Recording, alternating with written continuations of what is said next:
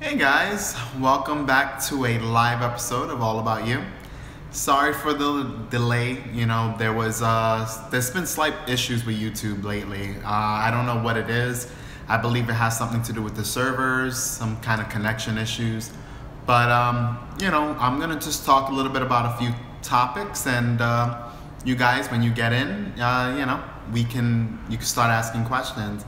Hey, what's up, guys? How's your day going? We got already a few people in the house. Just comment. Let me know how everything's going on, how today is for you guys. But overall, hey, what's up, Halo Slayer? What is up? Also, let me know about your pricing and stuff, because I shipped it out a little while ago. So let me know if you received it.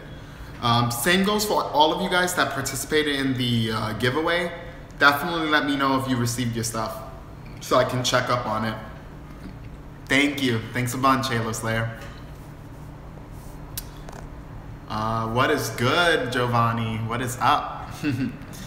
But so right now, we're getting closer to the next regional. You guys already know that we have the Charlotte regional coming up, and then last but not least, we will have the Cali event in Los Angeles.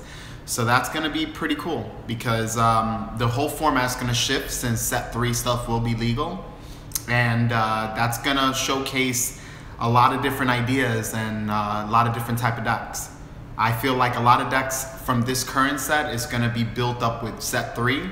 And we're gonna just have a few new explosive decks that obviously these new leaders like Goku, Kid Goku specifically, he's very interesting to say the least. But hey, what's up, Ryan? How's it going? How's your day going? So I still haven't received my Broly yet, by the way. All right. So I'm gonna check up on the confirmation on that, because I still have all of them at my house. So I'll take a look. So far, 1 person received, and that's out of like 4 people. So we'll see, And 1 person didn't even get back to me on the prize giveaway. So 1 out of 4. So you guys should be receiving your stuff relatively soon. Moving forward, what's your thoughts on Fu? Hey, Jonathan Welsh. Fu is interesting. Fu is the 10 drop, right? The 10 drop Overwhelm. If that's the card I'm thinking of, he's busted. Overall, he's a little too strong in my opinion, but because he's a 6 drop, it's not gonna be too intensive. You can kind of read when it's coming up. If you notice your opponent isn't dropping, Overwhelm cards or utilizing their discard pile, but you see quite a bit, you can kind of guess and see it coming.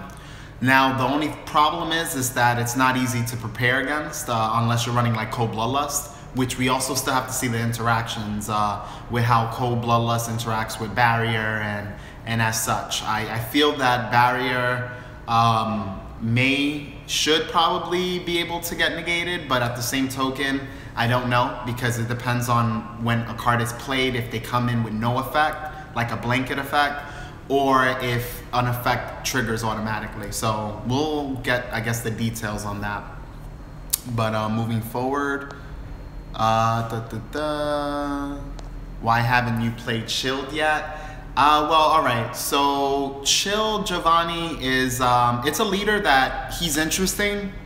My problem is he doesn't have access to the best card in the game, at least color-wise, to utilize, and that's Cold Bloodlust. To me, Senzu Bean is number 1, and Cold Bloodlust is number 2. So if you don't have access to, a card that is basically given for yellow, it kind of defeats the purpose of running the deck. And it sucks because Chilled is an interesting leader, He has...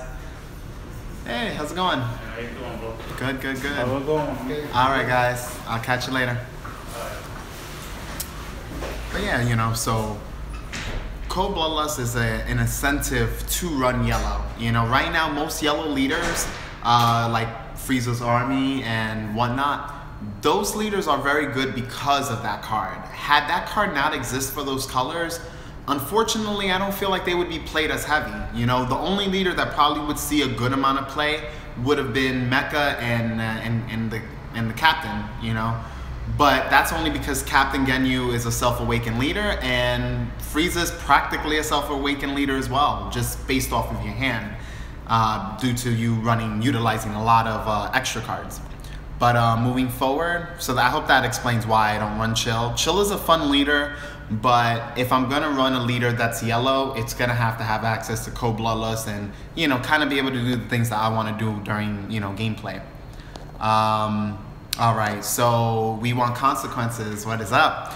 Majin Buu first place inbound. Yeah, I mean, I can see Majin Buu definitely kicking enough ass and coming in the top slots.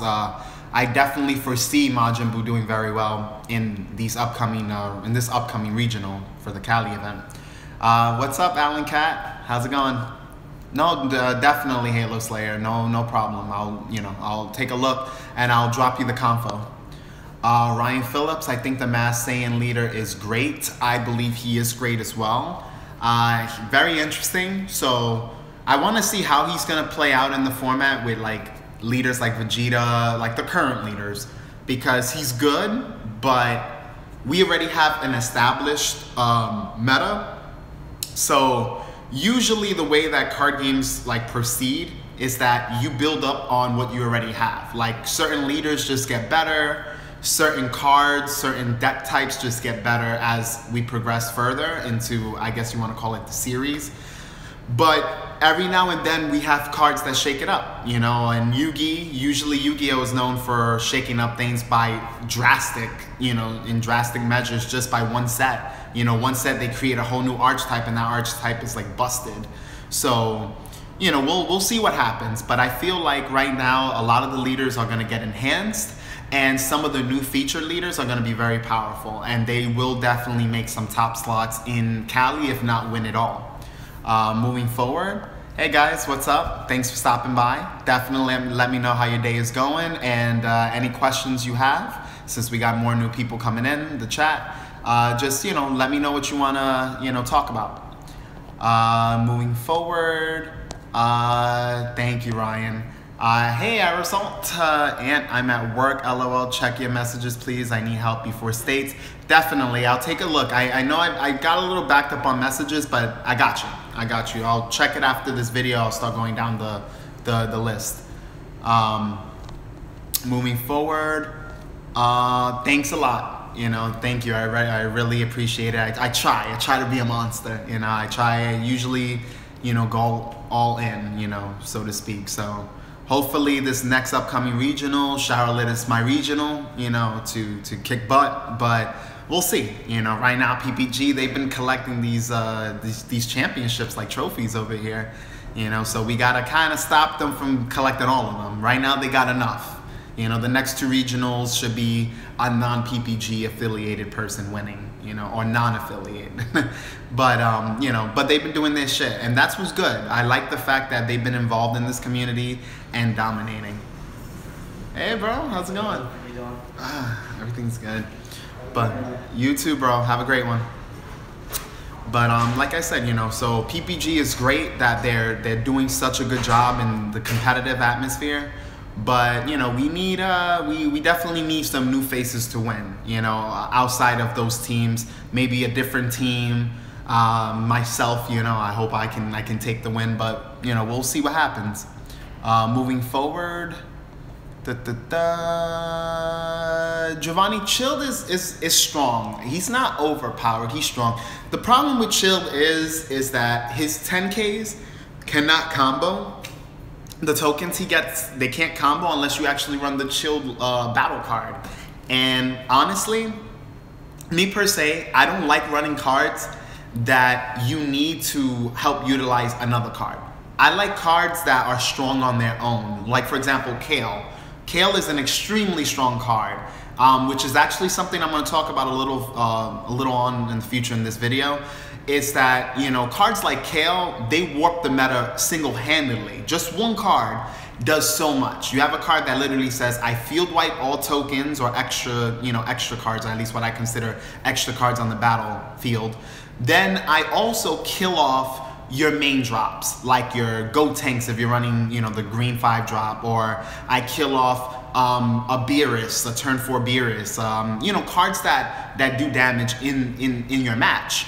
So Kale does so much, and not only that, but the girl has critical, and she draws you a card when you have 6 or less cards, 5 or less cards. That's a monster. You know, she is warp. You know, she literally warped the meta just by herself.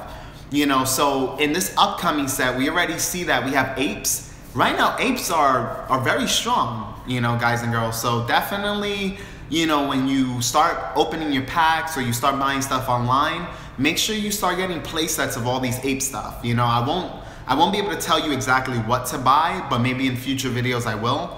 But definitely get your hands on them, because that's going to be a very, very strong deck. Borderline busted. Just the mechanics, you know, overall, the way the mechanics work in card games, you can kind of identify with what cards are going to be really strong. But moving forward, let's see. Alan Cat, what about androids? What do you think about them in the next format? Androids are very strong. Right now they have the Graceful Charity that just recently popped up, the card with Dr. Giro on it. To be able to pitch cards into your discard pile and still draw, so you're filtering through your deck and you're getting rid of pieces that you may not need or pieces that can add to Overwhelm. Remember, Overwhelm is a huge thing, guys. So being able to fill your discard pile while getting draw power, whew, you get to kill 2 birds with 1 stone. Like that's very strong. And we're gonna see a lot of combinations come out of this, especially with some of the newer things coming out. Like I have a feeling that they're gonna start making androids where you'll have some free put and play cards from your discard pile. I feel like that's gonna be a thing, because now they're shifting to the discard theme. So, you know, Bandai and most card companies, they usually have an idea when they're like doing stuff. They usually have, like, there's a method to their madness, so to speak. So if you see stuff happening, it's because they're gonna be utilizing, you know, certain factors that right now we don't see, but will be a thing. Moving forward. We want consequences. Tell them the truth. Chilled is bad. I mean, chilled is it's not that good right now. You know, I can't say it's bad because we never know what we'll get. You know, there might be some support that actually makes him very strong. But for now, he's just not the type of leader you want to mess with, unless it's for fun. You know, again, have fun with this game. You know, I mean, when you come to my channel, obviously I'm more geared to the competitive players, the competitiveness of the game. But most importantly, you need to have fun with the game. You know, that's what gets people involved. That's what gets people wanting to play. It's fun. You know, if the game sucks, it doesn't matter if there's prize money involved. I mean, if there's a lot, maybe, but it wouldn't matter because your interest wouldn't be in the game. But moving forward. Okay. So, I'd like to hear your thoughts about Android support for set 3 also. Well, kind of like what I was just saying before, you know, Androids right now, I'm not a fan of the Android 17, Android 18 with the little critical. I'm not a fan of that. I feel like that's too slow for the format. The format has already shifted and there's like already a certain speed. So in order for Bandai to like create things that are good, you need consistency. So consistency means with the format, it needs to stay consistent. Hey, how's it going? You know, so you need to make sure that when you're designing a format that you don't forget the kind of speed that it's on already. So when you're creating cards that are already a little too slow, it kind of, you know, they don't fit right for the format. So unless there's stuff getting restricted or in the future banned, or if let's say they kind of create more cards that can stall, then honestly, it's not gonna go anywhere yet. But, you know, those are cards that, again, I see that are gonna be useful, but currently not right now. Moving forward. All right, Ryan Phillips, that match against Peter Catani. Hey, how's it going? Do you have the key, please, so I can lock her up? Yeah, sure. Wait 1 second.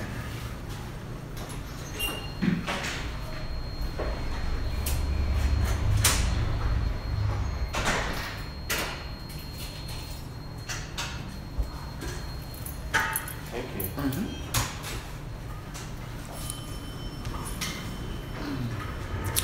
But yeah, guys, so, you know, right now, Let me get back to that question. All right, bro. Have a good one. So, going back to what I was saying, don't want to lose track. All right, against Peter Catani, were you sweating or did you feel like you had full control? All right, so my matchup with Peter Catani, that's an interesting question. Game 1, I felt like I had total control because I feel like Peter wasn't able to adjust to my play style. Like everyone that plays this game has their own way to tackle like the approach, especially in matchups. So I'm familiar with playing Golden Frieza and I'm familiar with playing against it, you know. So my method to tackling it is putting adequate amount of pressure, but timely pressure, you know, so that I can gain advantage and make sure that my opponent is not able to catch up, you know. So when I play, if you notice, I have a style where I'm playing to constantly stay ahead of my opponents. Like with Vegeta, I don't play aggressive. I think even Dusty, he made a few comments on my play style overall against utilizing the blue-red Vegeta. I'm not a super aggro player. I was never an aggro player by nature. I'm more of a control player. So I played an aggressive deck in a control manner. And against Peter Catani, I don't think he was ready for that type of play style. So when he encountered it, he probably thought I was just going to rush in and start dumping a lot of resources at him to get his life low, like a lot of aggro players. But that didn't happen. So it's like, damn, you know, I'm getting max value from my plays, and he was probably not used to that. Now, moving into game 2, I feel like game 2 he was more prepped. You know, he kind of like, he's a very smart, intelligent player. And if I said it before, he's actually my favorite player. Believe it or not, I actually have a favorite, guys. And I'm a player myself. But he's my favorite player because I just like how he's constantly thinking, and his approach to matchups, he's constantly evolving. He's almost like a hit, you know. He's always adapting and just improving during his matches. So you can see that during his gameplay, which I really, you know, that's and I appreciate that type of intelligence when you bring that into gameplay. So game 2 was very close. Game 2 I was a little bit not nervous, but I could tell that he adapted, and I was like, okay, so I gotta end this game quick, because if this game drags out longer, yeah, he's gonna probably push my shit in. So I made a few adaptations, and I was able to score the win. And we literally were like toe to toe. We both hit 75K, if I'm not mistaken, for that exchange. So I hope that explains a little bit of how I felt during that matchup. Moving forward, Jonathan Welsh, exactly. I feel Bloodlust should be able to negate barrier, but I feel Crusher Ball should not affect it. Fu is kind of a bad card design in my eyes, thank you. No, you're welcome, and I actually agree with everything with what you just said. I feel like Cold Bloodlust should stop it, and of course Crusher Ball wouldn't, because it still targets and it's not negating. I feel like any effect that is a counter that comes in towards the window when a card can be touched, a card should not have an effect until it's in play successfully. Like Crusher Ball, I feel that it should be able to touch it because it has to like come into play when it's in order to turn sideways. But Bloodlust, for me, it's slightly, it just works differently. The timing is the same, but the card, it functions differently. But we'll see. We'll see how Bandai rules it. Either way, I'm fine with it. I have no problem with how they'll, you know, fine tune these type of interactions. So we'll see, you know. Moving forward. We want consequences. Yeah, Peter did get kind of crushed, I'm not gonna lie. First game he got destroyed. Second game, like I said, he was able to adapt. What's good, bro? What's up, Noob? How's it going? Hype. What's up, Scrub Zone? I actually saw the interview twice recently, so I enjoyed it. You know, you did a good job, and hopefully we see some more content from you guys. Eddie PK, what is up, Pan Leader? I'm loving the Pan Leader. Actually, in my recent discussion, I was talking about Pan.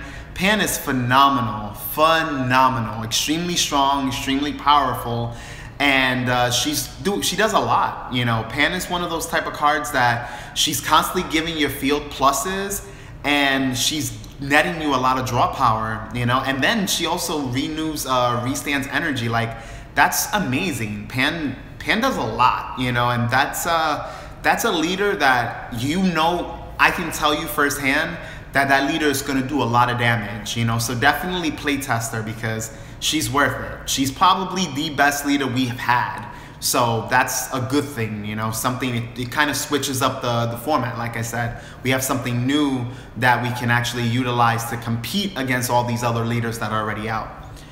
Moving forward.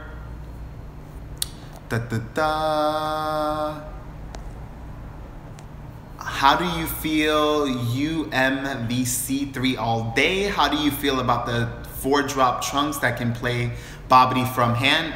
Broken, busted, nuts. What else can I describe that? That trunks probably shouldn't exist. And I know players are like, hey, you can use Cold Bloodlust. Well, hey, what if I'm not playing yellow? What if I'm not playing Frieza Army? I'm screwed. If they ever have a Bobbity in hand with a trunks, like, what am I gonna do? Imagine this, guys. You play your trunks, right? Now you hit off Bobbity from your hand. Now he reveals another, let's say he reveals like a Ghost Tanks or something really good, and then he reveals another trunks.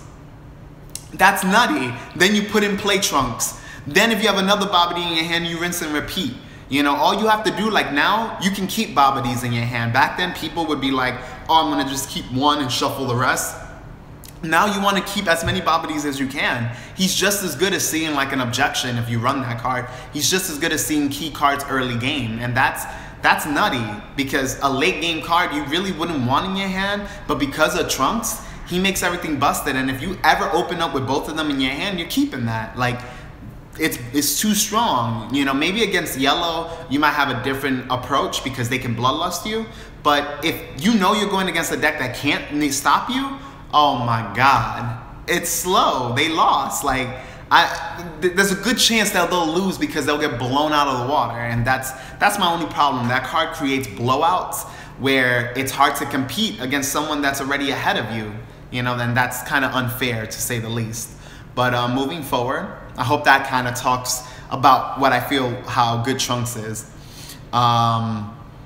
AKA Scrub Zone, haha, hey bro. Area Assault, I learned a lot from just watching your featured matches. Keep it up. Hope to meet you in Cali.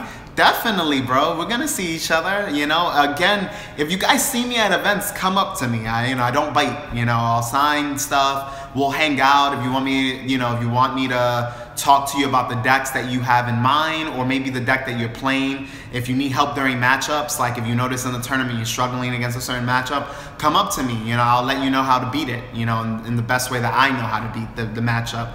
You know, I want people to be super good so that PPG could get a run for their money. You know, I mean, not for nothing.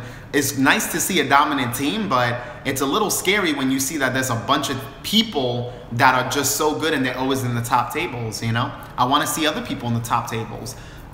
It would make the game a little more interesting so that we wouldn't know who's going to win the event or who's going to top in the event. Right now, it's kind of like in a situation where we already know what's going to happen before it happens because we already know the level that PPG brings to the table, you know, and it's pretty high, guys. I could tell you firsthand. You know, I'm right now 4-2. I got 2 losses against that team and 4 wins, but it wasn't easy. All my matches are relatively tough. You know, even if I make them look easy in some cases, they aren't that easy. You know, because these players are very good. But moving forward,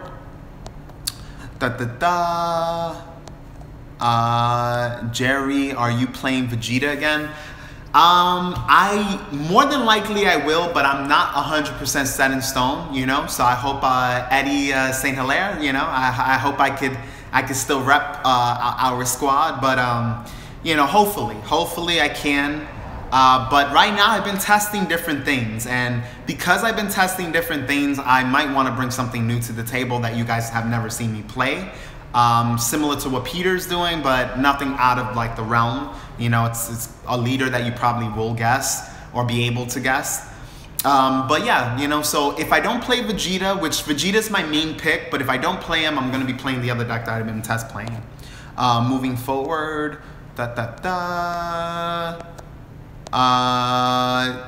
Sandor, what's up? Does barrier protect against Broly?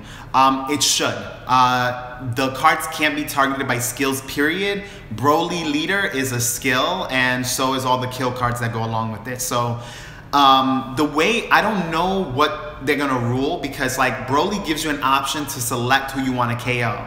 So in my opinion, if it's working based on other card games, you can select a barrier card and the card won't die, but there might be a ruling that if you're the one that selects a card, it might still die. Because in certain card games, they have like rules where if a card doesn't directly target you and you are the selector, if you're the one that selects the target, it will die because it's not your skill. It's not treated as your skill, if that makes any sense. Anytime you have an option or a selection of your choice, it's no longer considered an opponent's skill. So we'll see how that works. If it works like that, that'll suck for barrier players, but hopefully not. You know, we'll see. Moving forward, yeah, Eddie PK Pan Leader is busted, bro. It's just busted.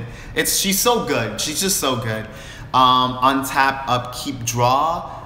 Where can I send you my deck list at? You can send it on this channel, so you can just message me on YouTube, or you can go to Facebook. Add me as a friend, send me a message, and in the message just send me your deck and we'll talk about it.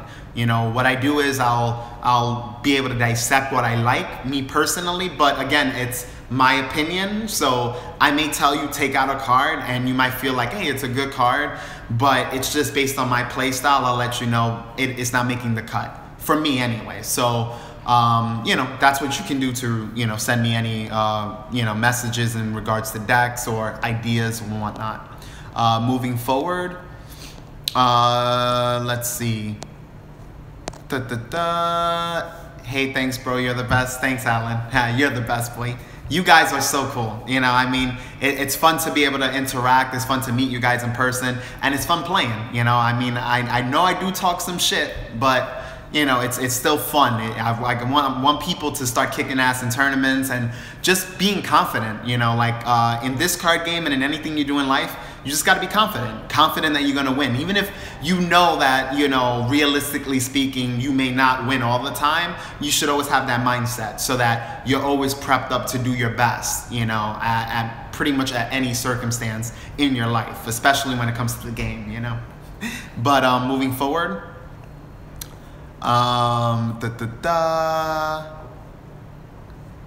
what is your outlook on the new Vegeta with the new support as well? I like how Amani ran his green blue Gohan. All right, so the new Vegeta with the new support. Vegito is good, all right? I do like, first of all, I could talk about the new leader. The new leader has potential to hit 25K on its own.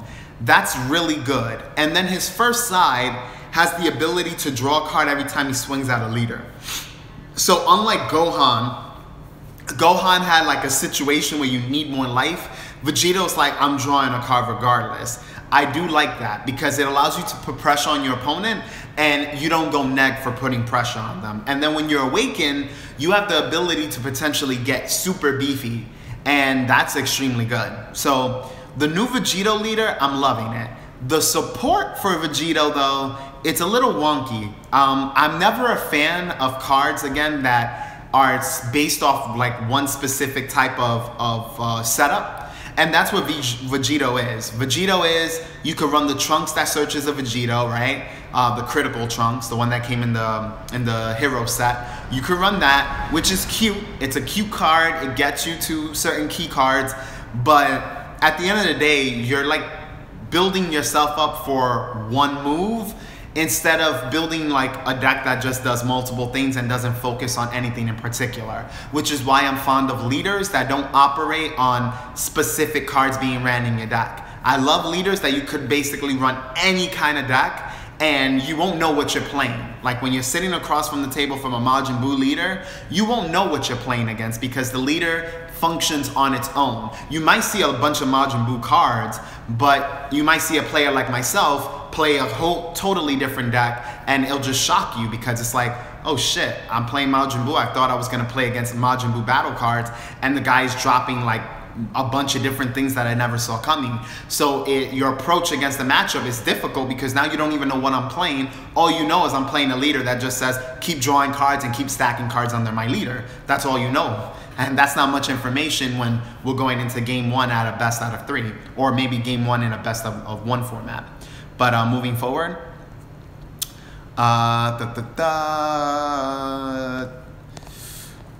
okay, so,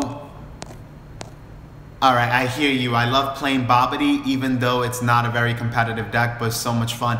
Bobbity is a fun leader. My problem is just that he's too weak. He's too weak. And that's the problem with Chill, and that's the problem with a lot of other leaders.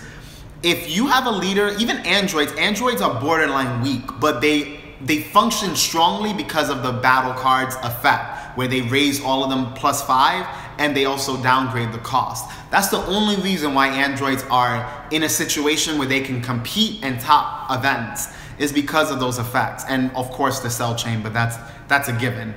You know, other than that, they're also a weak leader. You know, if you saw Peter Katani's matchup against androids, if you leave androids under the 4 life margin, they can't hit you. They draw a card, but what's the point of drawing a card where you're gonna end up having to commit the card that you drew just to try to hit your opponent for an even hit, you know, like to hit them for 15. It sucks. It really does suck, guys. And that's the problem with androids. Androids don't hit numbers, and they only hit numbers when they have 4 less life. And by the time you get them to 4 less life, you could set them up into a really, really shitty predicament where they just get destroyed because they're trying to set up on you, and the setup doesn't matter, especially if you're playing like Soul Striker, or if you're playing a deck that can utilize Cold Bloodlust. You know, it puts them in a really, really bad situation. And unfortunately, they're capped at a certain skill level. You know, if I was you guys, androids is another deck that's like, for me, I consider androids a fun deck. It's competitive and fun, but I won't show up with an android deck in a tournament because it has too many weaknesses. And the main weakness is that it cannot hit numbers unless you have 4 or less life. And that's the problem. See, unless you're gonna do something really crazy or wonky where, you know, you can max out your TN and then just TN real quick and go and put yourself to 4, you can do that, but that's a little too ballsy because you'll put yourself at a disadvantage when now your opponent could have an easier way to game you, you know, easier time beating you. But moving forward, all right, so yeah, the Scrub Zone, definitely. Bobbity is a lot of fun. Andrew Miller, what are your thoughts on the viability of Beerus stall deck? It's viable, for sure. Beerus stall deck is definitely an archetype where it's actually became even easier to play because of the way that because of the new set and because of set 2. Set 2 did help the Beerus deck a lot. It's just that it helped a lot of other decks even more so. Like, for example, Gowasu, which thank you guys. Thank you for, you know, the congratulations and for letting me know that you really enjoyed that tech in Vegeta.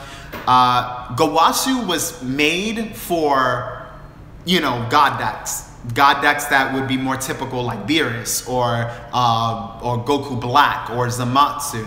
But the thing is, and that's the problem when Bandai or any company designs cards, you're gonna have players that want to be more innovative, and they're gonna find combinations that work even better than what the cards were intended to, you know, usage for.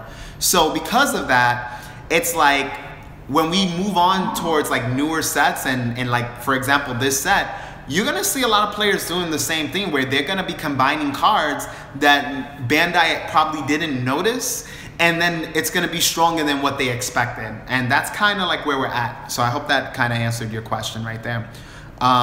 Moving forward, so I hope, you know, that's how viable Beerus is gonna be. Beerus will be viable, but just pay more attention to the cards that would go into a Beerus deck outside of a Beerus deck, if that makes sense. The Scrub Zone, my question, when do you decide to force through damage versus trying to bait out cards from their hand, and you have a guideline for how much to combo? Okay, so like Dusty said on Kitchen Table Meta, 25k is the magical number. If you can, when your opponent's leader is awakened, you always want to hit 25k. When your opponent's leader is unawakened, you want to hit 20, 30K, because the problem is the leader's 10K. So if you hit 20K, it forces them to have to ditch out 2 cards at the very least, and one of them has to be a 10K. When you hit numbers in between that, like for example, if I hit a 15K to a 10K leader, they can guard with 10K. Like they could summon a Freehan, you know, card that I got a game loss with. They can summon a card like that, and that basically stopped your attack, and you go minus in that exchange. Same thing, for example, when a leader's awakened, they're hitting 15. So if you boost 5 and you're only hitting 20, they can just hit off another free card or hit a free 10K, and you're not making them burn any resources. But I do want to let you guys know this. You never force out those magical numbers, you know, and those numbers are just the right numbers to hit leaders. You don't want to force them out. So if you don't have the resources to do that, don't do it. Don't always think, oh, I got to hit 25 against a 15, or I always got to hit 20 against a 10. You want to. That's the most ideal scenario for you, but you don't always have to hit that. Moving forward, so I hope that explains. Now, as far as like forcing through damage, it's based on matchups, and it's based on like your opponent's resources. Like you have to keep track of what your opponent has in hand.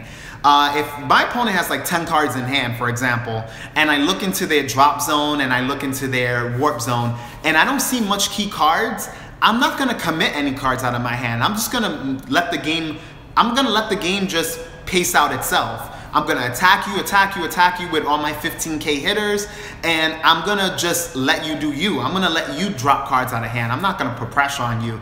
But if you're low in hand, then I'm gonna force the issue out, because I want you to burn through your 10Ks, the free 10Ks. I want you to lose the rest of your hand so that on my next turn, I can game you. I'm setting you up for a game. So if I don't game you that turn, I'm setting you up to beat you the next turn. So I hope that answers your question. Moving forward. What's up, Eddie? What is up? Saint Hilaire, the captain is in the house as always. Sorry came in late, but who's your favorite player? My favorite player right now has to be Peter. You're actually one of my favorites too, Saint Hilaire. You and Marcel. You guys been repping Vegeta no matter what set, no matter what tournament. Like, you guys are very good players for that. Like, I know some people were giving you guys heat, especially Marcel, for like being a one-trick pony, but it's almost like what Peter Katani said. It's like that's his girl, right? You know, if you're finding your relationship, you know, you're not gonna need other, you know, pussy and whatnot. So you're not gonna need it, you know. And because of that, you know, you want to make sure that in order to adapt and be a strong player, you're utilizing the same leader. So it's like it's gonna get harder and harder, because there's only but so many combinations you can utilize with Vegeta. Like you guys went through a phase with Mono Blue, which actually, Saint Hilaire, you're known for Mono Blue. You're like loyal to Mono Blue.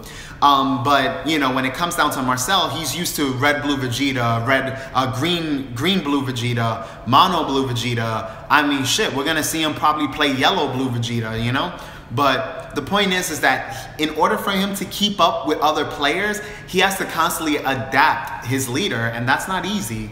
Vegeta does have weaknesses, and against Android players, I felt bad for Marcel, because he ended up going against one of his worst matchups in the last tournament. He still topped and did his shit, but you know, going against Androids is rough, bro. And like, if you can't steal the game, you pretty much lose. Like my approach to Androids, I beat their face in before they can start, you know, getting ready to dominate me, because once Androids start going, they're gone. You know, you can't really stop them unless you're playing Co-Bloodlust, or if you have like Starter Goku, where he's always consistently building up even more and more as the game progresses.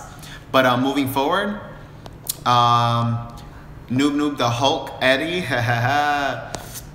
Jovad Cruz, I'm actually his favorite player. Well, Jovad, you know, you kicked ass. You're definitely one of my favorite players. That man did very good in Naruto and didn't even enter that many tournaments. He won a Shonen Jump championship. But yeah, you know, Jovad, again, congrats for kicking ass in the event. I was so shocked when you beat Marcel. But you know, it just shows the type of player you are. Moving forward, the wise guys, I'm his favorite, Eddie. Yes, Trey, you're my favorite. We're gonna end up like making a whole new team. It's gonna be called the Free Squad.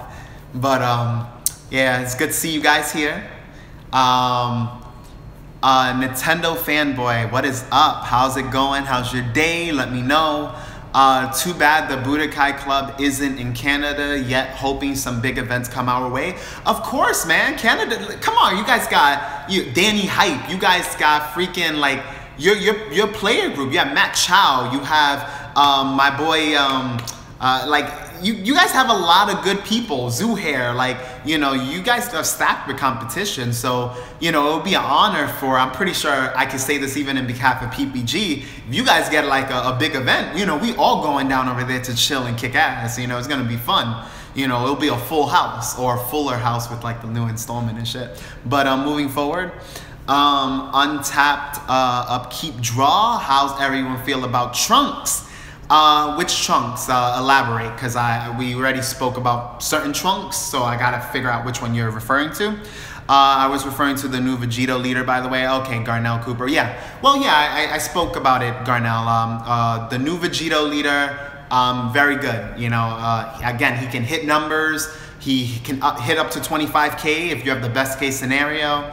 And he also draws a card by attacking the leader. What more can you ask for? That's a full package. Honestly, that's like a full house right there. Moving forward, Freehan, Black Trunks. You already know, Trey. Davy Jones, how's it going? Which Dash Pack promos should we try to scoop up from set 3? Well, right now we got a few cards. So like Dash Pack wise. Whew, it's a little interesting. I'm gonna probably have to get back to you on that because there's a lot of stuff. Honestly, most of them are very good, to be honest. Wait 1 second. Just wait one moment, guys.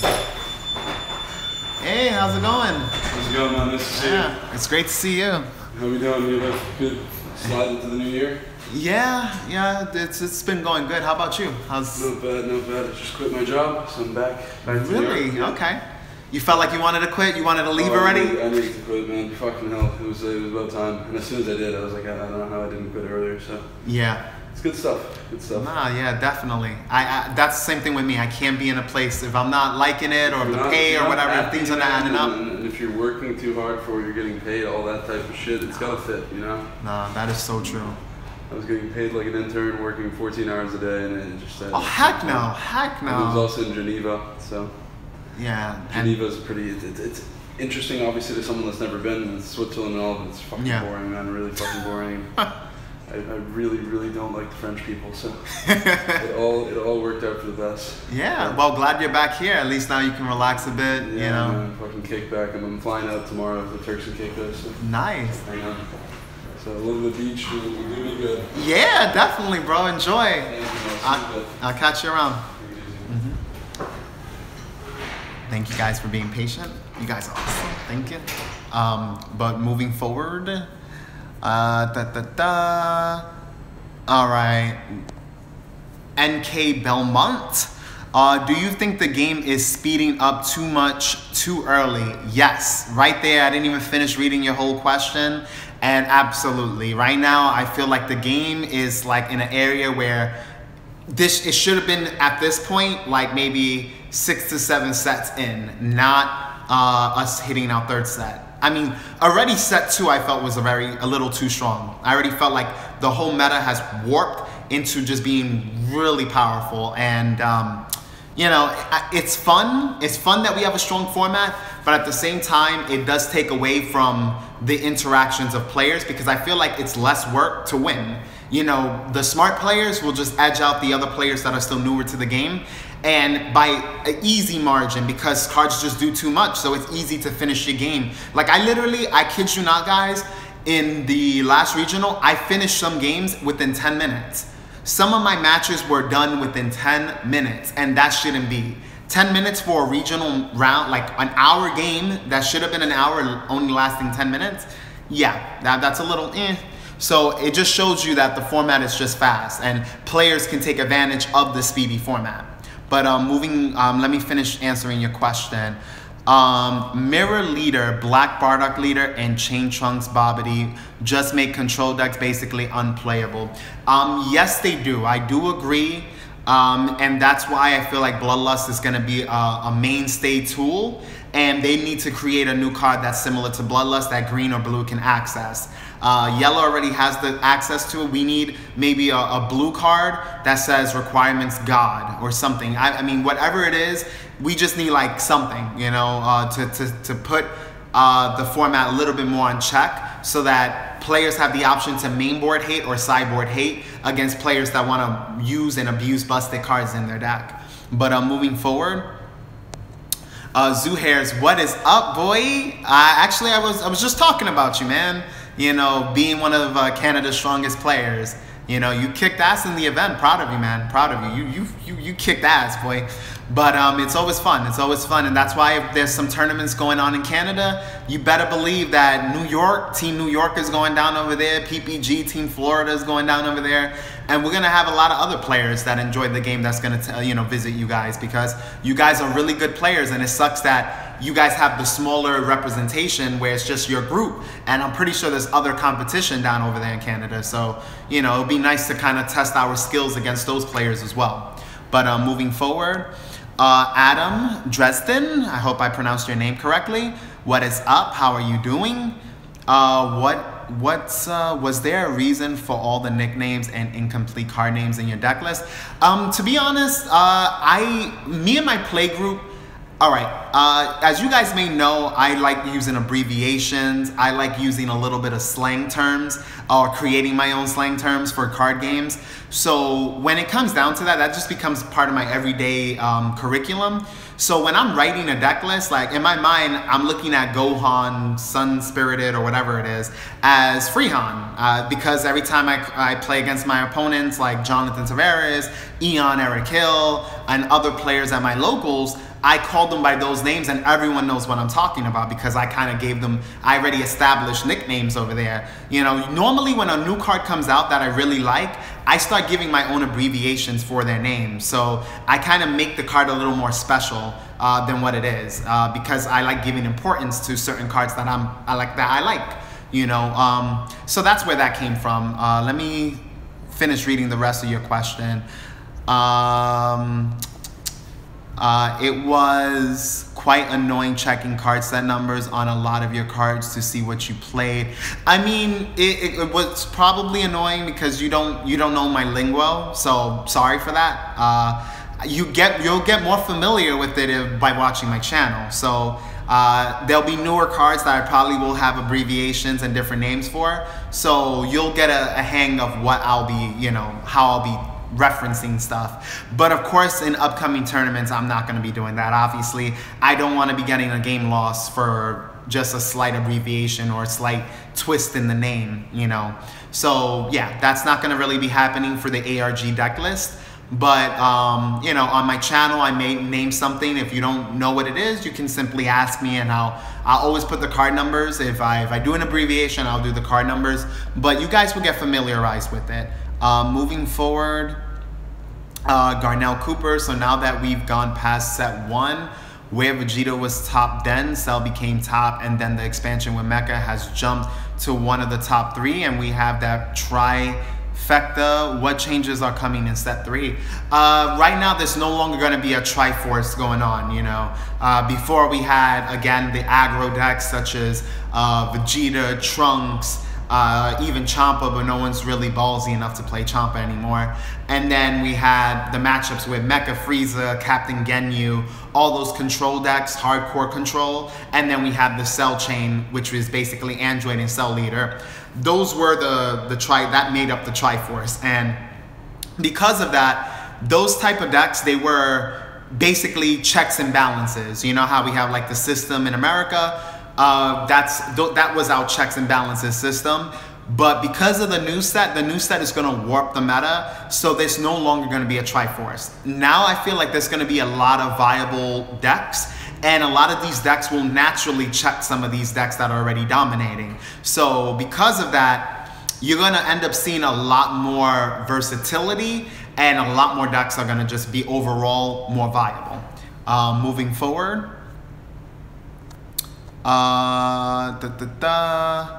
Untap, upkeep, draw.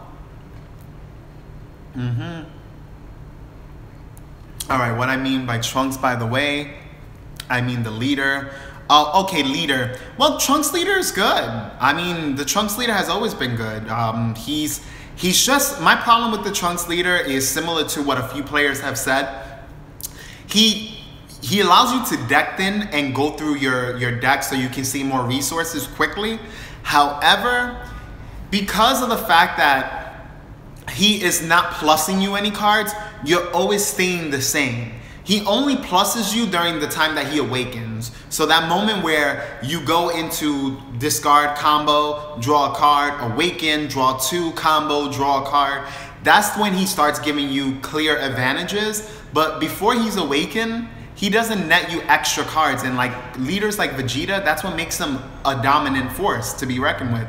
Vegeta is a +1, and not only he's a +1, but he's a -1 to your opponent in most case scenarios. Not all the time, but in most case scenarios, he will neg your opponent either a card on the board, a card in the life, or a card from their hand, which is very strong. And it'll go straight to the drop zone, which hurts. Thank God for Overwhelm. Overwhelm kind of helped the Vegeta matchup a little bit better, because now players that want to abuse Vegeta, they got to also be conscious, like, wait, I'm fueling his discard pile. Let me be careful with that, because I don't want him going crazy on me. But yeah, that's pretty much how that matchup goes along. Wait 1 second, guys. Hi, how's it going? How's everything? Wow. That's good. I am leaving for England tomorrow. Really? 10 days. Woo! Yeah, That's gonna be The fun. best part is, it's like my friend's daughter that's going, and well, not even my friends. I have no idea who the fuck this is. Yeah. My mom like knew her from some Facebook group. Yeah. But they're paying for my airfare. Oh, that's and I'm just sweet. sitting on a plane with her back and forth, and then in between, whatever I want. Woo! That's gonna be Right? good. I was I'm like, loving that. $13 hostel. All right. Thank you guys for being patient. You know, this is gonna happen every now and then, you know, when I see some of my friends and, you know, coworkers and whatnot. All right, going forward, Davy Jones. LOL, there's a black leader and a blue leader. They are both good in red-blue decks. Absolutely, you know, I mean, right now, again, all these new leaders, they're gonna add a huge dynamic to the format, and that's something that most players have to start prepping for. Okay, Hayden Farset, always great material. Thank you. I'm glad that you enjoy. Zoo Hairs, man would love big tournaments in Canada. Hi. Oh, thank you. All right. Okay, man, we'll love big tournaments in Canada. We'll be out this weekend in the US for some shop championships and the 1K in Ohio. Good.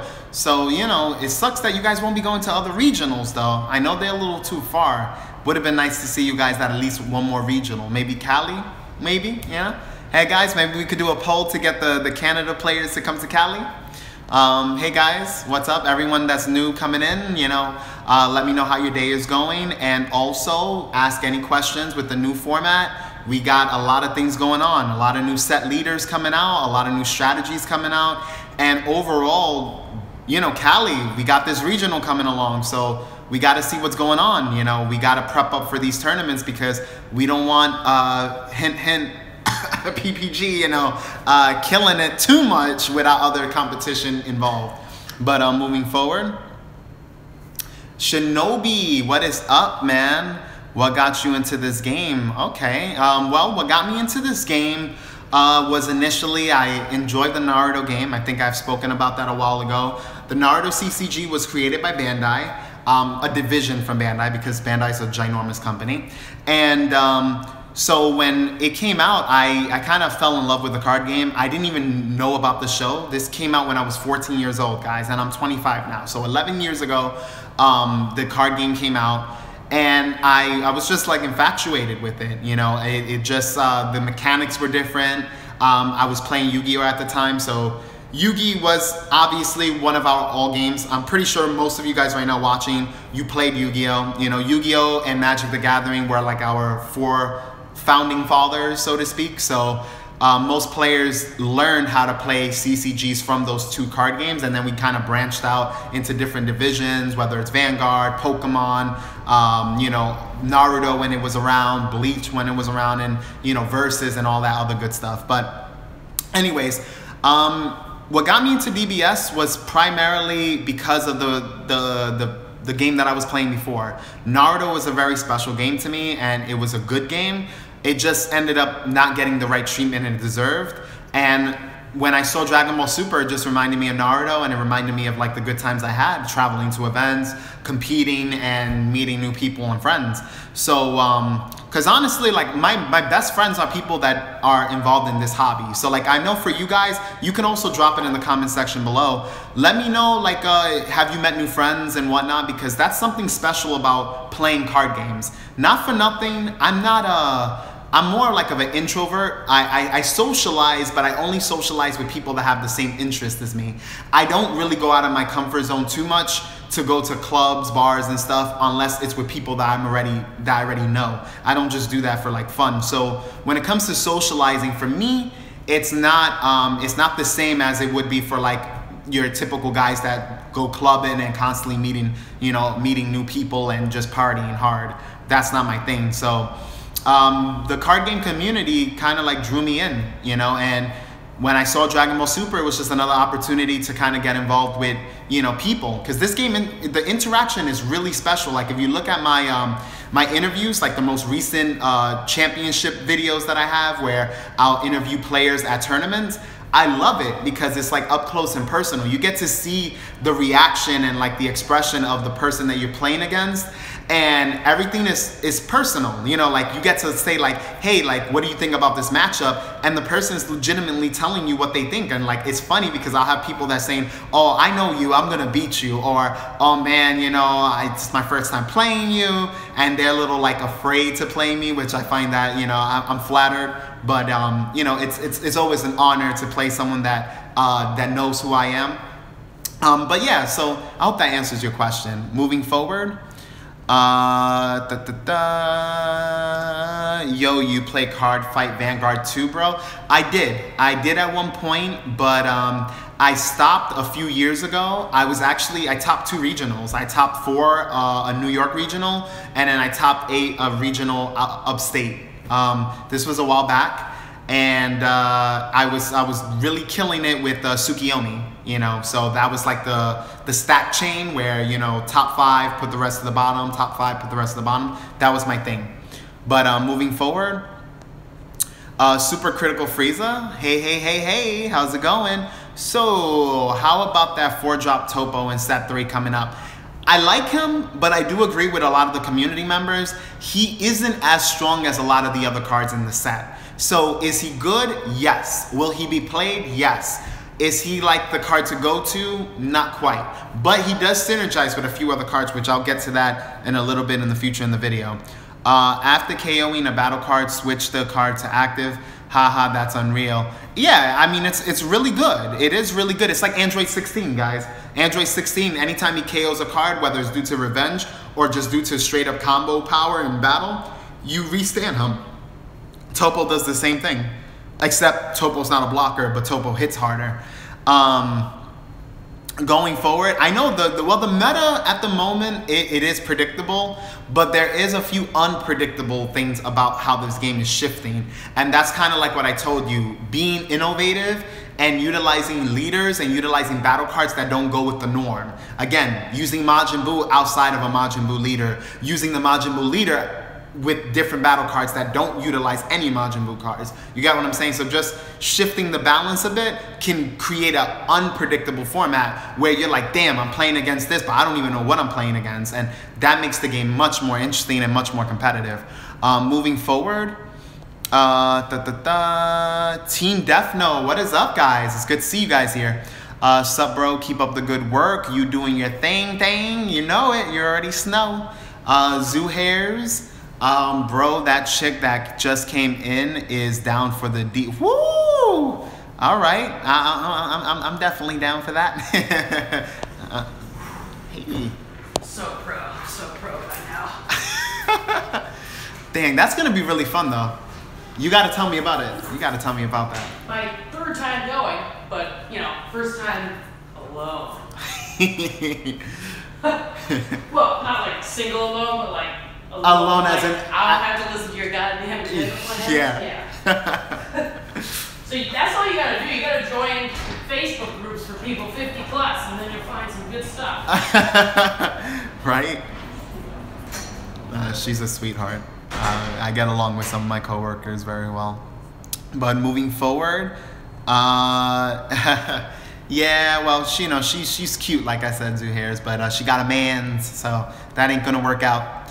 But Garnell Cooper, how will the new yellow Vegeta youth be ruled? If he's in the old Vegito, does this make him red, blue, green, yellow? I doubt it.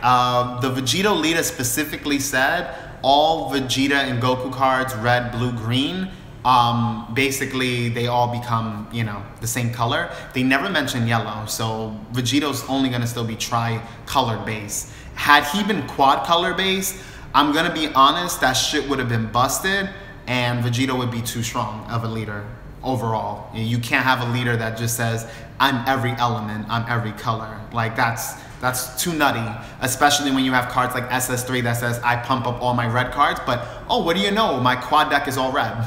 Like, go figure. That's too strong, But moving forward, Pan leader seeing it becoming the meta. Yes, Team Death Note, definitely. Pam can become the meta, definitely.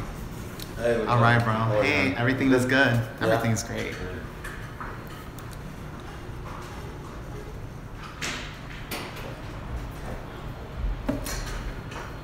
All right, guys, moving forward. Nathan Westgate, what is up, boy?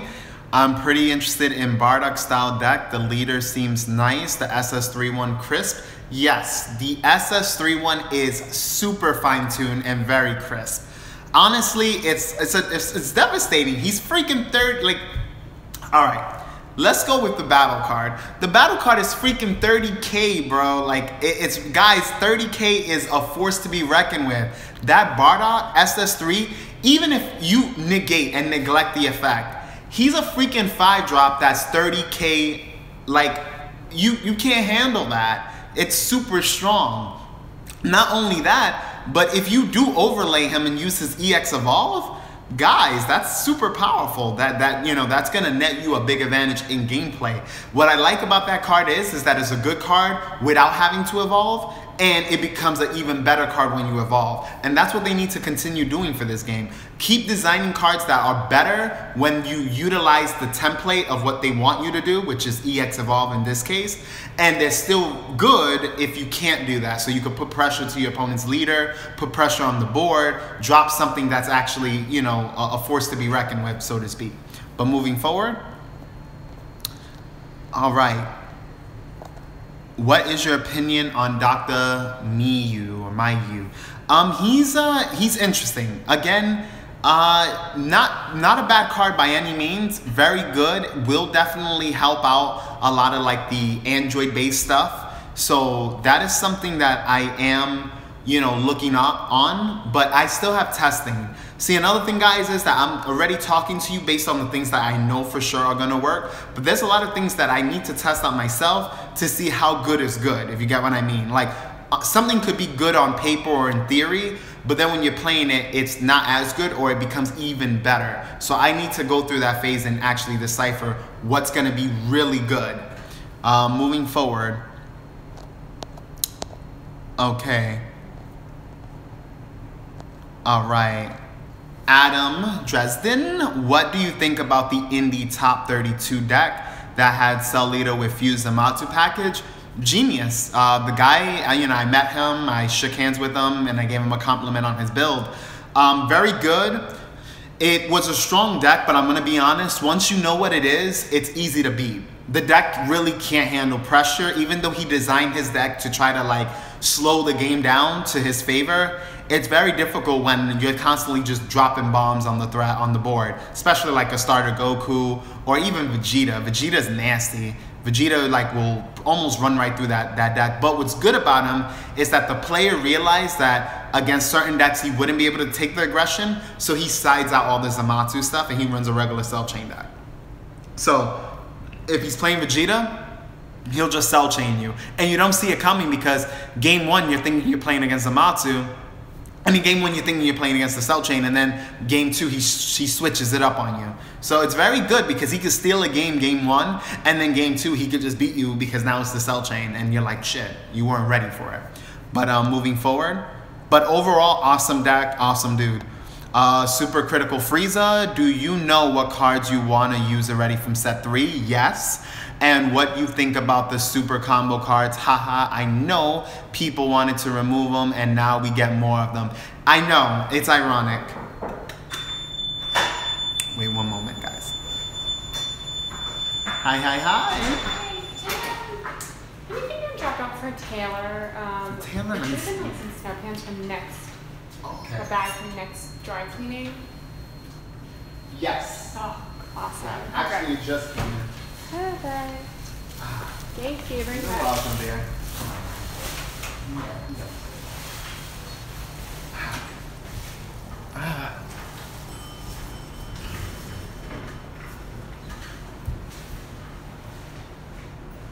See you later.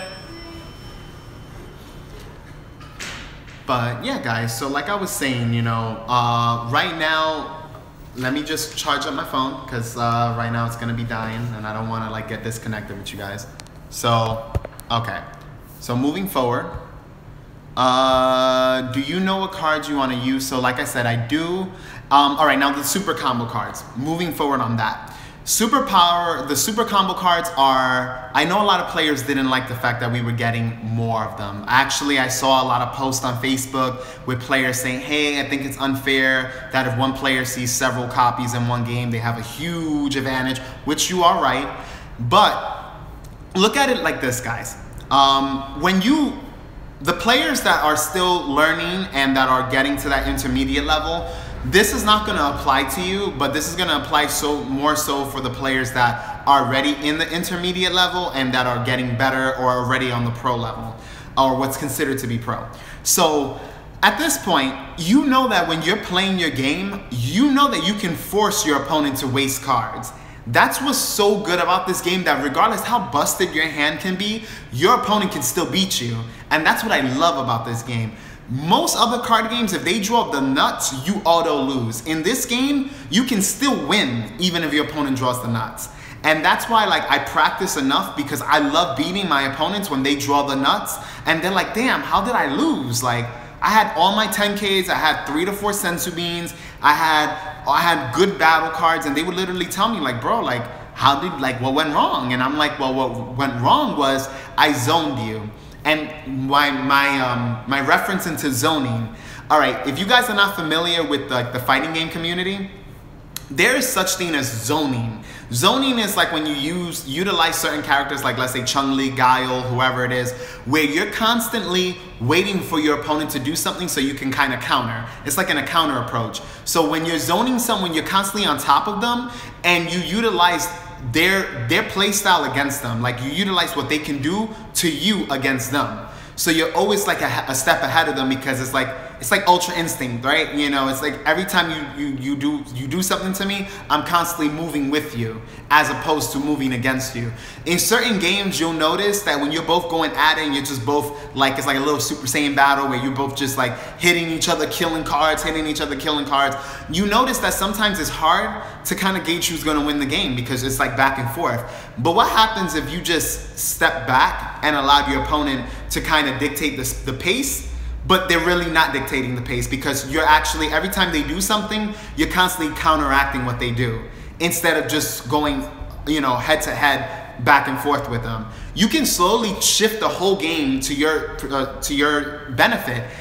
Recently, I played against Jonathan Tavares, and he drew busted on me, and he was upset kind of because he got 2-0'd badly by me, and he was wondering why he was losing. And I was like, bro, I'm basically making you play against yourself. And it sucked because I told him, I was like, this game is actually easy no matter how you draw, because regardless how you draw, once I know how you play, the game is already over. Like once I can assess how you're gonna play against me, you lost because I already know how to play against your way of playing against me, and that's it, you know. And that's something that you guys gotta like learn as it's more like of a mind game, but it does go into the card game aspect, because all you need to do is know what your opponent is doing and how to counteract it efficiently, so that it puts you in always a better edge than them, regardless what their hand is. Your hand could be complete trash and you can still shift the whole game to your favor. I might end up doing a video on that, but that's going to be for a later date. But moving forward, let's see. Okay, so Jonathan Hernandez, what is up? We got another Hernandez in the house. What deck would you pick for a first tournament? We will only be able to use set 1 cards. The game will be officially released in Mexico on March, so I want to pick the best option to earn a Dragon Ball Super mat. Vegeta, all right, these are your leaders. Vegeta, Captain Ginyu, if you want to utilize a lot of different colors in one deck, so like a dual or tricolor deck, make sure that you're running Cold Bloodlust at 4 copies. And you can even utilize Crusher Ball, because Crusher Ball was pretty effective during that format. And last but not least, Starter Goku. Starter Goku is phenomenal. However, he has one really bad matchup, and that's against Vegeta, Green-Blue, Hand Control, Hand Destruction, where they run the Broly engine inside the Vegeta deck.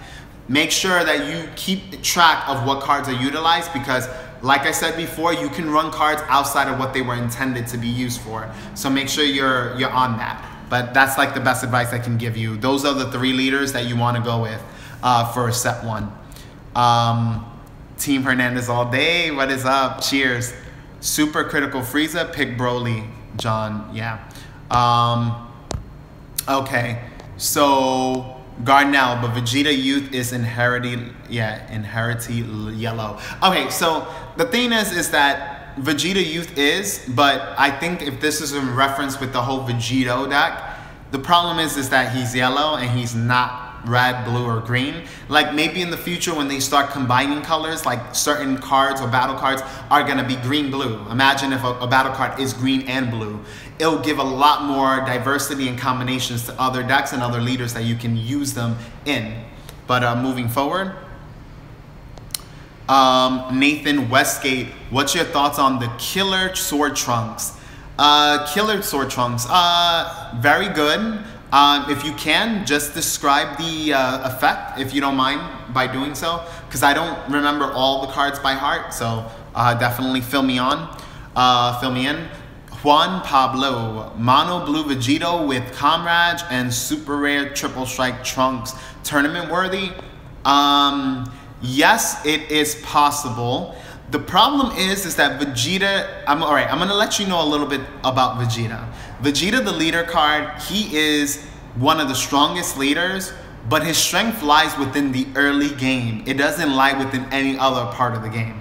So because of that, Trunks running a 6-drop in your deck is not advantageous to you, because the problem is that you want to have the capability of winning the game as early as turn 2 and as late as turn 5. By turn 5, you want to start wrapping the game up, because what happens is that once the game keeps dragging on past that turn marker, you'll notice that your opponent, first of all, will have built a lot of energy, and your hand size is going to start getting dropped severely based on the threats that they can play on the board. And what I mean by threats, if you're not familiar with this term, is higher entrance energy cost battle cards. Those are what are considered threats in this type of game.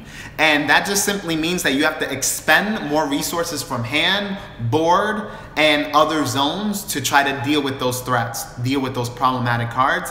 And what ends up happening is that eventually Vegeta burns out. And when Vegeta burns out, you lose. That's it. Unless you go for a Hail Mary and it pulls through, you lost. And that's the problem with Vegeta. So utilizing like a Trunks engine, I'm not going to tell you not to do it, but I'm also going to let you know, keep in mind that you have to make sure that you design your deck that it's fast enough for the format so you can do great damage early on and not have to fall back towards the later game, because once you have to do that, there's a good chance you're probably going to lose. And that's just because the leader functions in that manner. It's not your skill level, it's not like your interactions with the game so much. It's just that the leader does have a cap once it gets to the later game. He becomes a generic just draw one leader with average stats, the same stats that all leaders have. So it is what it is at that point. Moving forward,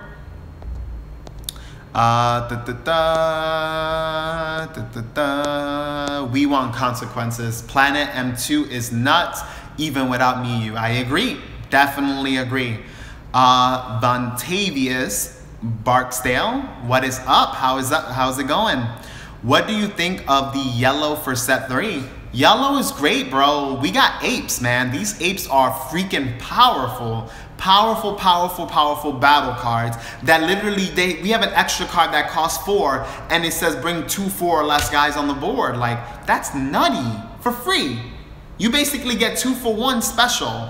Like that's too strong. And then these apes, they got really good effects, and some of them are blockers, some of them have synergy. When they put into play, they get a lot of effects. Some can put other battle cards in rest mode. Like, they just do so much. Like, right now they're really control savvy, and it's ironic because you would think that they're just aggro, but they're aggro and control in one mix, and that's very rare. I don't know if Bandai realized what they were doing in there on that little area, but hey, we'll see, right? They're gonna have players like myself and you guys testing out the waters and coming up with some snapped in half broken shit, right?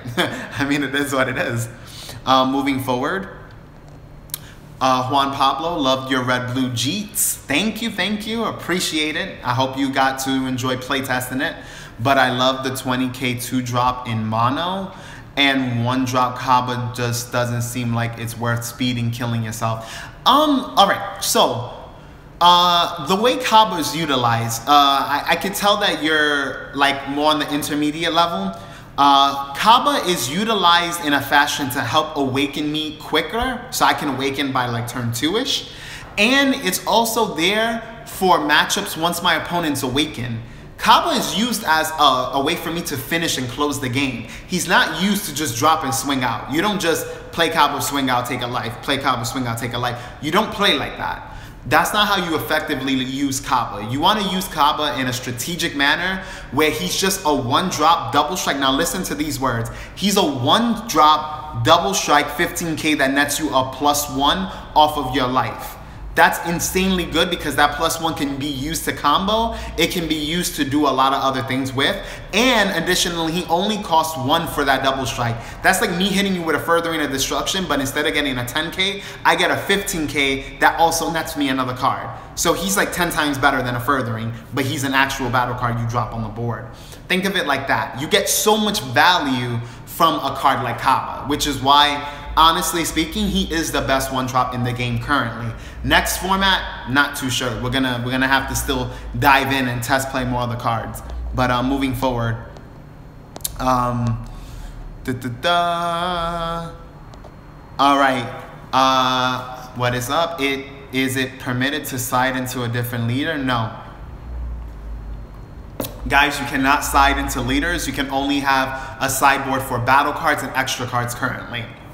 Those are the only type of 2 cards you can have a sideboard for. Maybe in the future, Bandai might decide, hey, let's do some leaders. But for now, no. In this game, it's just strictly your battle cards and your extra cards. And only up to 15. And in some tournaments, they only allow 15. No less, no more. So just keep that in mind. Moving forward. Zuhairs, the zoning thing is kind of like what the Grest Apes. Basically, exactly. You see, yes, exactly, Zuhairs. That's exactly what it is. And zoning is more of a play style. It's not so much of what you have in hand or what you have in board. Of course, you utilize the cards you have in your hand and you utilize the cards you have in your board to perform that zoning technique in actual gameplay, but it's not an actual like card set. You can use tools to help you zone your opponent better. But yes, the apes do help zoning, because what they do is that they help your opponent, they set your opponent up so that if they need to try to defend against you, you can rest their guys. So you prevent them from defending against you. When it comes to energy, you have you have characters like that Bardock that is pretty nasty, that he rests 6, like, it's ridiculous. That card, that super rare or secret rare, whatever it is, it's just extremely powerful. But you have cards that constantly do something where it shifts the imbalance in the game, and it shifts it into your favor. But moving forward, exactly, if they overextend, you just stun their shit. It's true. And you could do that in normal gameplay, but more so in Apes. Nathan Westgate, I was just reading the Apes, man. They are gonna be annoying. Yes, they are gonna be annoying, man. It's they're borderline overpowered, and that's something that is okay, because, you know, the game, again, you know, we have a lot of different answers for this format and for this upcoming format.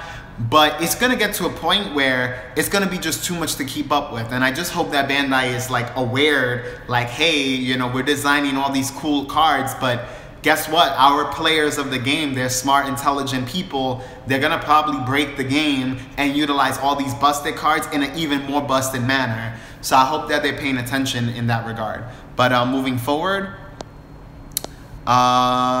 Jonathan Welsh, the problem with Vegeta Youth is that says Youth. If it was just Vegeta, I think it may work. Correct. Definitely, definitely.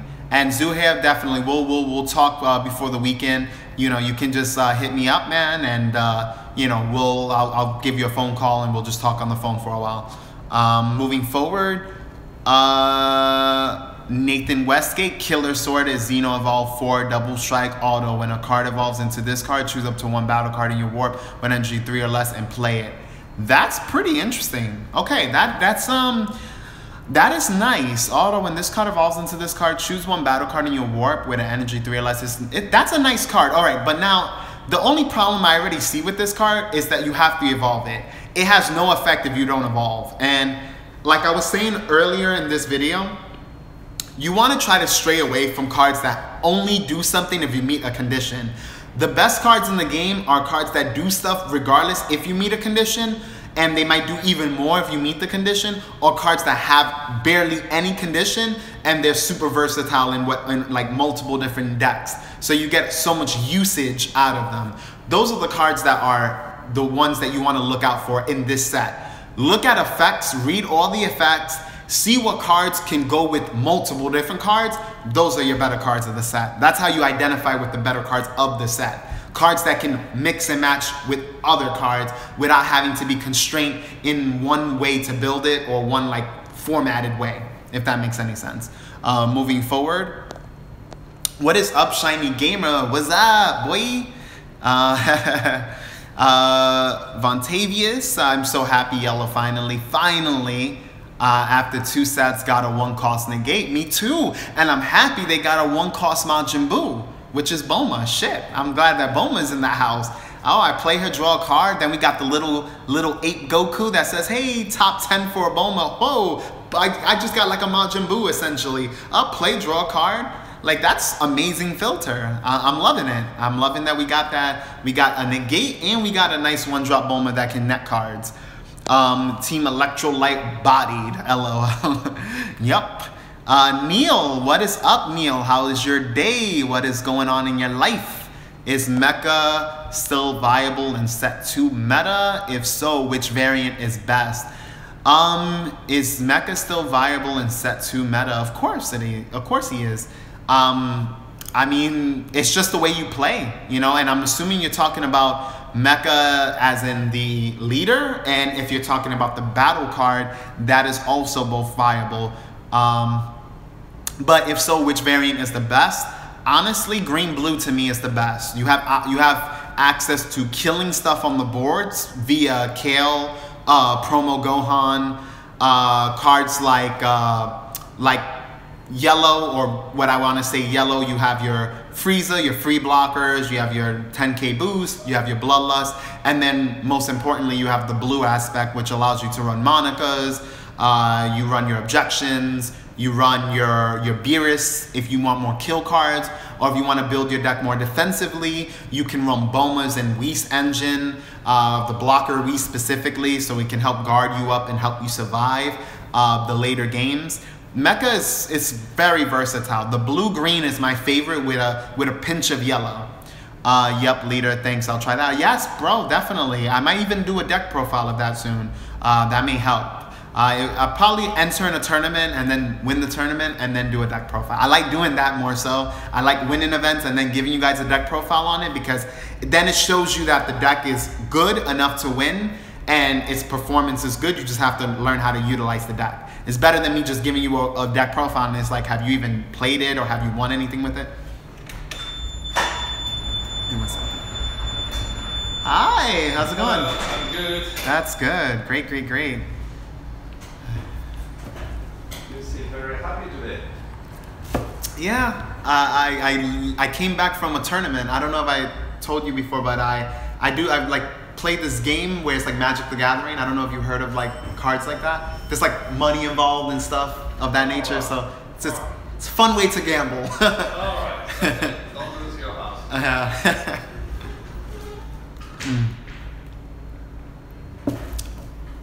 But yeah, you know, anytime I'm talking about Dragon Ball, guys, you know I'm gonna be excited. This shit is my self-worth over here. But going on, Zoo Hairs, I played versus a blue, green, yellow Mecha Frieza at Indie and Swiss, and it was scary. Of course, it's super scary, man. The deck, first of all, if your opponent can hit off objections early game and get like 2 to 3 energy ahead of you, and they start dropping Gotenks, like bombs on the board, it becomes worse than Soul Striker. Soul Striker is known because of it being able to drop bombs in the mid to late game. This deck can drop bombs in the early game, provided if you get a really good hand. And that's scary. You can't deal with a Gotenks when you're only at 2 energy and I'm dropping a Gotenks on you. And you're just placing your 2nd energy or your 3rd energy down. It's hard to deal with it. It's just too strong. But moving forward, 2-0'd him, but still was way too close. Yeah, I figured, you know, some matchups are really good. Do you recall the names, Zoo Hairs, of the player you went up against? You know, because there was a few green-blue mechas that I saw. But anyways, guys, you know, finish asking me any questions. I'm gonna start tying this, closing this down in the next 4 minutes. So we got 4 more minutes to play with, because I want to give you guys a nice deck profile. The deck profile I want to give you guys is gonna be the green, blue. Sorry for the noise. There's like ambulance outside, but I'm gonna give you guys a nice treat, a really nice deck profile that I just won a shop championship with, which I got the little like certificate and shit, so it's pretty cool. So you know, you guys get to see that and you know, see what I played. You know, I utilized a lot of overrun cards, and this time it was a green-blue Vegeta. I love Vegeta too in different variants as well. But moving forward, I don't remember his name. It's okay. You don't need to remember his name. Vontavious, would playing Mecha Frieza and Apes be okay? It depends. It depends what idea you have. It definitely can be viable. You just gotta fine-tune a build. You know, like I can't give you a direct answer because I haven't built the deck like that. But once I start putting the cards and the pieces together, you know, you can hit me up via Messenger and we'll talk. Or even in this group chat, we'll in the future group chats, we'll be able to talk more in depth about certain deck types and whatnot. But you know, that's something to look after, guys. But yeah, anyways, drop more questions down because I'm gonna stay in a few more minutes, and then I'm gonna give you guys a really nice deck profile. I'm gonna work on it, so it's gonna probably be up in the next few hours. But definitely, you know, that's something that you don't want to miss. The deck is really strong. It's different. It's definitely different from like Marcel's deck that he ran, that he won with. So it's different and very powerful nonetheless. But let me see what questions you guys got. Okay, cool. You can play the extra card to summon apes with Mecha Frieza's ability. Yes, you can. If you're already awakened, you could pay 2. I mean, you'll have to go down to 3 life if you're awakened, but you could pay 2 and get 2 free apes for basically 2 costs for 2 4 less apes. That's brolic. That's like flexing. They're flexing, you know.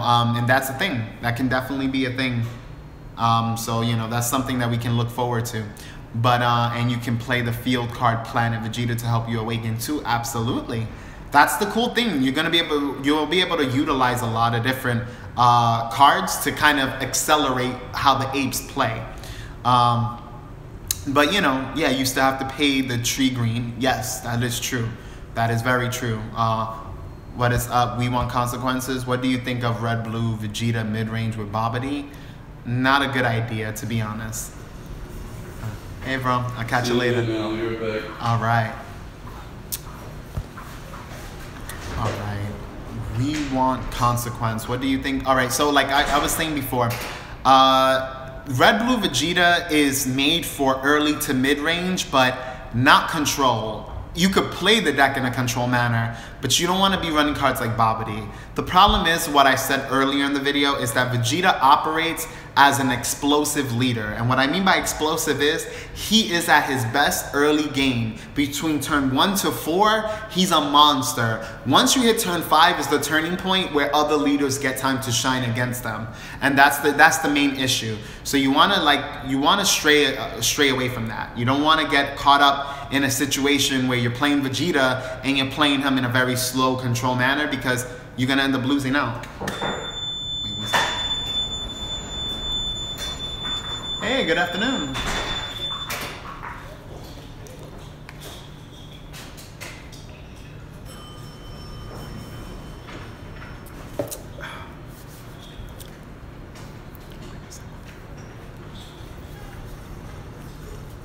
But yeah, guys, so thanks for patiently waiting. But overall, when you're utilizing leaders, I'm gonna give you guys like a close-in to this conversation. When you're utilizing leaders, you gotta make sure that you're playing for the best case scenario for your leader. So if your leader is aggressive, make sure that you're building a deck that promotes its aggression in the smartest way. And of course, based on your play style, because that's another thing that players have, you guys have to do that. That's why when you like copy someone's deck list, take someone's deck list and start making alterations to fit how you play the game.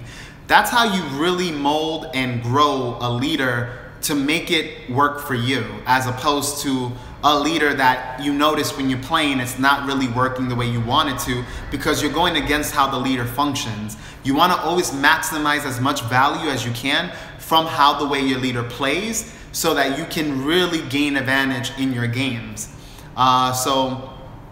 With that being said, you guys already know, my catchphrase and whatnot. So, if you need to contact me, definitely get in touch with me through Messenger, through YouTube, through the Facebook group. You can send me a friend request on my actual Facebook. And, exactly, Vontavious. That's how you do it. That's how you're supposed to do it. When you design the deck for yourself, and make sure that you are utilizing the battle cards and extra cards in that deck to benefit your leader, the leader that you choose to play with. But again, as always, thank you guys all for watching. Thank you guys for joining in this chat. And as always, this channel is all about you. Peace out, guys.